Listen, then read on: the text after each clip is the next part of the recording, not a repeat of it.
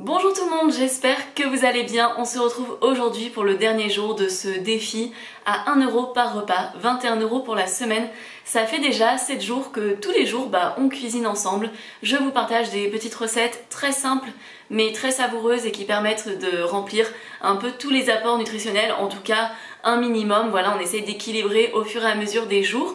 On va faire un petit état des lieux de ce qui nous reste puisque on va faire les repas avec tout ce qu'on a gardé pour la fin. Donc, il nous reste en végétaux, enfin en fruits et légumes, il va nous rester une courgette, il nous reste un demi pak choy, on a environ un tiers de poivrons rouges et on a une banane. Bon, c'est pas si mal pour une journée, sachant que par exemple une courgette ça vaut pour 2-3 portions de légumes. Finalement on va avoir nos apports en légumes pour la journée, surtout que le poivron est particulièrement riche en vitamine C.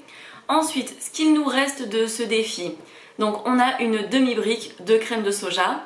On va avoir vraiment un fond de lait de soja que je vais utiliser dans la matinée pour faire une petite recette qu'on a déjà faite dans la semaine.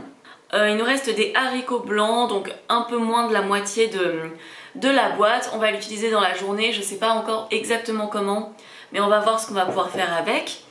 On a des pâtes, donc il reste 300 g de pâtes qu'on ne va pas utiliser, donc ça fait partie des choses qui peuvent servir pour manger demain, après-demain, etc.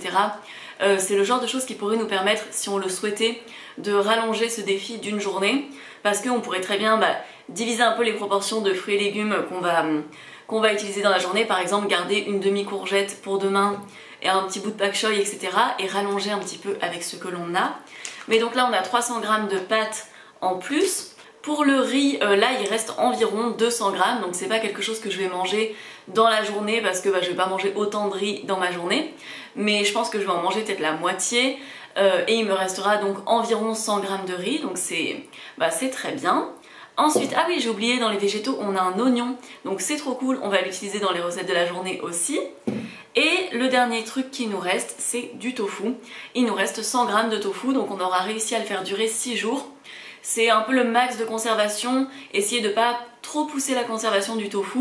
Une fois qu'il est ouvert, voilà, vous le consommez idéalement dans les 5 jours, si vous le conservez vraiment bien, en le mettant dans la partie la plus froide du frigo, que vous renouvelez l'eau régulièrement et surtout vous laissez pas juste la petite barquette de tofu ouverte comme ça qui prend l'air, etc.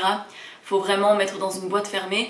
Vous pouvez pousser un petit peu la conservation. De toute façon le tofu c'est très honnête, dès qu'il est plus bon ça se voit directement parce que l'odeur est très forte. Donc voilà, c'est tout pour nos stocks. On va passer tout de suite au petit déjeuner. Alors pour ce dernier petit déjeuner je vais refaire des pancakes à la banane. J'aurais bien fait du pain perdu si j'avais les ingrédients pour le faire, mais tant pis. Du coup là j'ai 45 g d'avoine que je vais mixer avec mon petit robot. D'ailleurs je vous conseille tellement les petits robots comme ça. Ça c'était un robot publicitaire que j'avais eu il y a des années, qui m'avait été envoyé par une marque pour un partenariat, et au final c'était jamais fait, mais ils m'avaient envoyé ce robot avec tous leurs stickers collés dessus. Mais en tout cas la marque du robot c'est Domo et il est super bien. Il permet vraiment de faire des smoothies, tout ce qui a besoin d'être mixé rapidement et tout, c'est pratique parce que vous avez qu'un petit contenant à laver. Et je crois qu'il y en a un grand avec, mais je l'utilise pratiquement jamais. Du coup je vais mixer mes flocons d'avoine pour faire de la farine d'avoine. J'avais ouvert un petit sachet de levure chimique la dernière fois, j'en avais pas pris beaucoup, là je vais en reprendre un tout petit peu, vraiment juste une petite cuillère à café, c'est juste pour donner un petit peu de fluffy à mes pancakes, surtout vu qu'ils sont plus ou moins sans gluten, vu que c'est à base d'avoine, c'est pas la même texture qu'avec les pancakes à la farine de blé. Ensuite je vais ajouter du lait de soja, je sais pas exactement combien, je vous dirai tout ça en barre d'infos. Je vais ajouter une demi-banane dedans et l'autre demi-banane sera pour le topping. Et je vais faire comme la dernière fois, je vais peut-être me garder 2 pancakes pour le goûter parce que j'avais bien aimé faire ça. C'était sympa de tout préparer le matin et d'avoir un petit peu de rab ensuite. Alors voilà ce que j'obtiens, j'avais un tout petit peu plus d'avoine que la dernière fois, donc ça me fera peut-être un pancake en plus. Et j'ai mis un tout petit peu plus de lait, sachant qu'il m'en reste un petit peu peut-être pour le goûter. Et là j'ai la demi-banane que je vais venir ajouter sur les pancakes du petit déjeuner.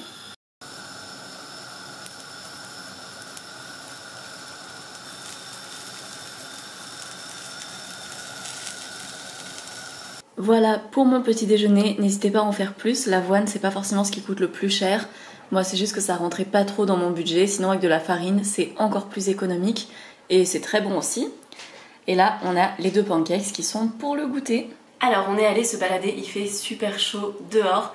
Du coup pour le déjeuner de base, je m'étais dit que je pouvais faire un risotto un peu avec ce que j'avais, mais avec du riz, du coup qui n'est pas pour le risotto, du riz basmati à la place du riz rond. Mais vu qu'il fait quand même vachement chaud, à la place je vais faire une salade composée. Donc je vais utiliser le reste de mes haricots blancs, donc à peu près la demi-boîte que j'ai. Je vais mettre un petit morceau d'oignon, je vais en garder pour le risotto de ce soir et c'est juste pour donner un petit peu de goût. J'aime pas mettre trop d'oignons crus, en tout cas le blanc, je trouve qu'au bout d'un moment c'est pas très digeste. Je vais utiliser le pak choi cru, donc je vais le couper en petits morceaux et le mettre dedans. Et on va ajouter aussi des petits morceaux de poivron cru. Pour assaisonner, j'ai fait une vinaigrette avec un petit peu de moutarde, de vinaigre balsamique et d'huile d'olive. J'ai mis du sel, du poivre dedans.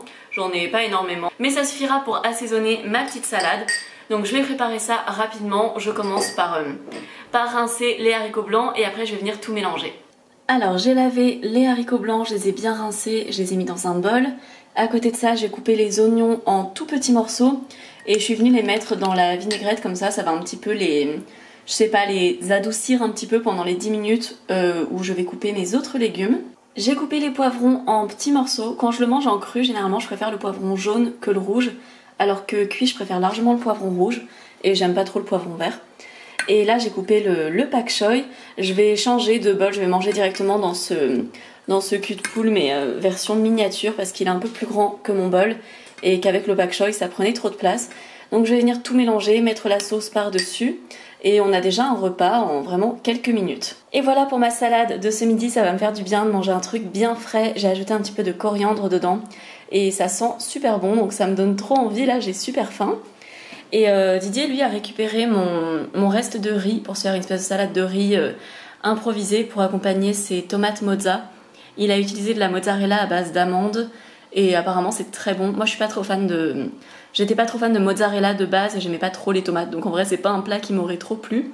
C'est l'heure du goûter, donc j'ai fait des pancakes, enfin j'ai récupéré mes pancakes de ce matin, j'ai mis un petit peu de sucre dessus. Avec, je vais boire un verre de lait de soja que j'ai sucré également, j'aime pas le lait de soja nature, enfin j'aime pas le lait végétal nature en général. Et c'était la fin de la brique, donc il y en a vraiment pas beaucoup, c'est pour ça que ça me fait un petit verre. Mais au moins on finit tout ce qu'il y a à finir. Et voilà, je vais me faire un petit goûter tout simple comme ça. Alors avant qu'il soit l'heure de faire à manger pour le dîner, j'avais envie de faire un petit débrief sur ce défi. Idéalement j'aurais fait le soir avec la conclusion, mais à chaque fois quand je fais mon montage et que je regarde le moment où je fais ma conclusion le soir, je suis tellement éclatée, j'ai l'impression que ce que je dis n'a aucun sens. Donc on va le faire maintenant, ce sera mieux pour exprimer mes idées. Donc mes retours sur ce défi à petit budget. Globalement j'ai pas mangé d'une manière extrêmement différente de ce que je mange en temps normal. Je pense que vous le voyez, bon il y a pas mal de gens qui arrivent sur ma chaîne avec ce défi, donc bienvenue à toutes les nouvelles personnes qui se sont abonnées. Mais il y a beaucoup de gens qui connaissaient déjà ma chaîne, qui connaissent ma façon de cuisiner. Globalement je mange de manière économique. Alors dans le cadre du défi, ce qui va être un peu plus complexe, c'est que c'est un peu comme si on débarquait dans un Airbnb et qu'il fallait tout acheter pour la semaine. Forcément c'est un peu différent de quand on a déjà des choses dans les placards, parce que ça permet de mélanger des choses petit budget et des choses qui coûtent un peu plus cher mais qu'on utilise plus occasionnellement, et voilà, ça permet d'avoir un petit peu de choses pour anticiper. Je pense notamment, je sais pas, on a toujours de la compote dans les placards, on a toujours, enfin moi en tout cas j'ai toujours des sauces tomates, des choses comme ça qui permettent de varier un petit peu. Là c'était forcément un peu plus difficile.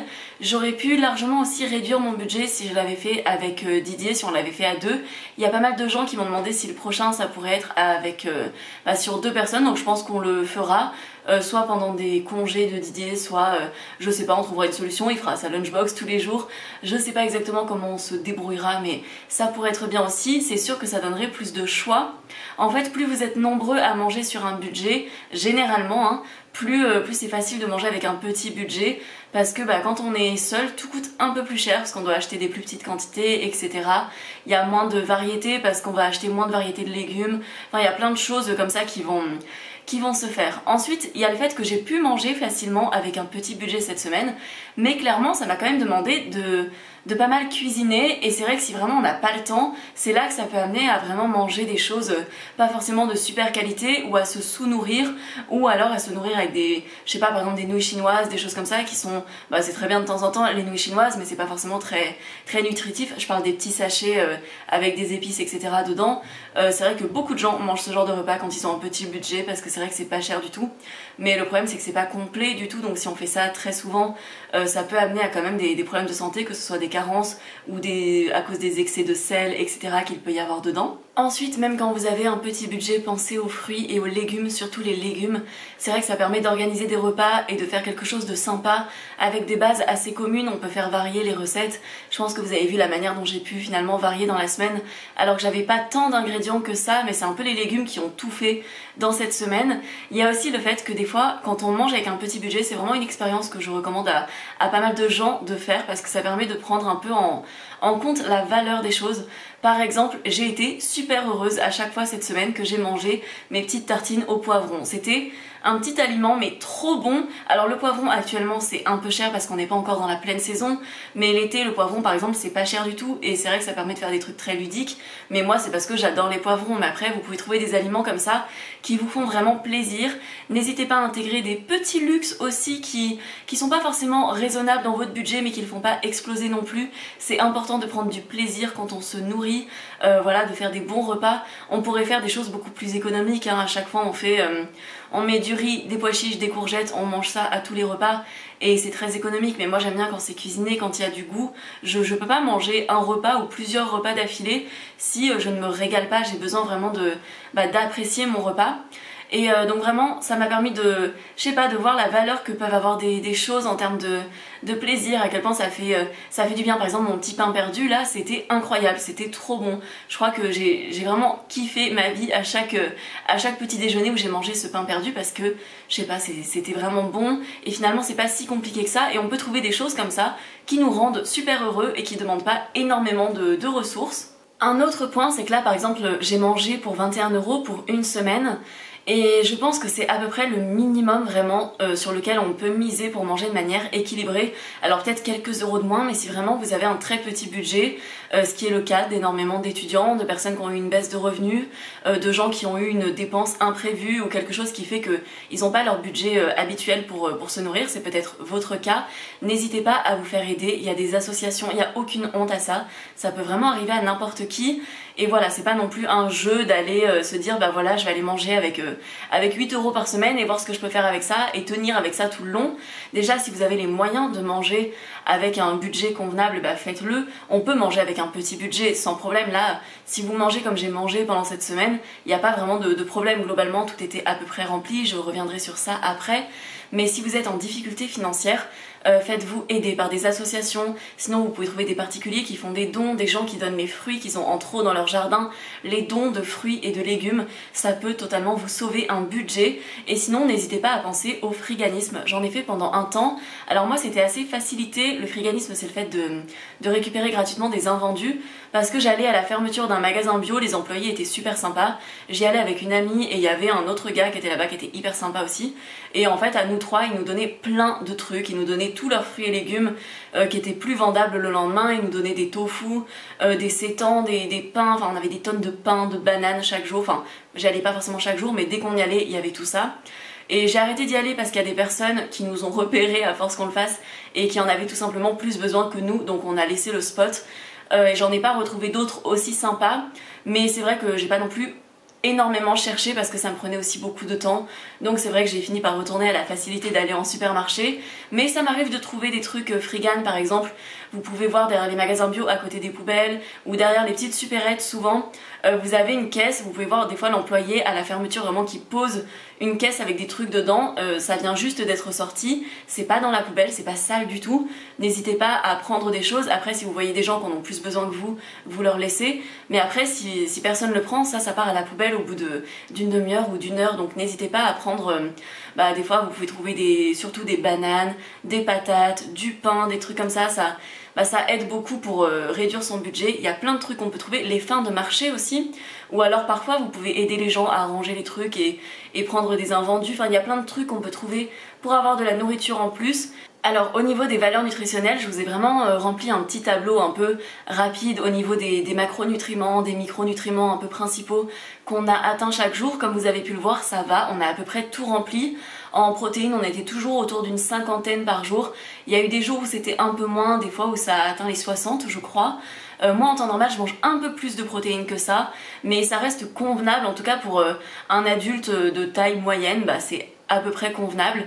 On n'était pas loin des 2000 calories, on était plutôt dans les 1800, ce qui reste convenable en tout cas pour une femme de mon activité. Après c'est à adapter selon les besoins de chacun. Bien sûr ça aurait pu être mieux fait.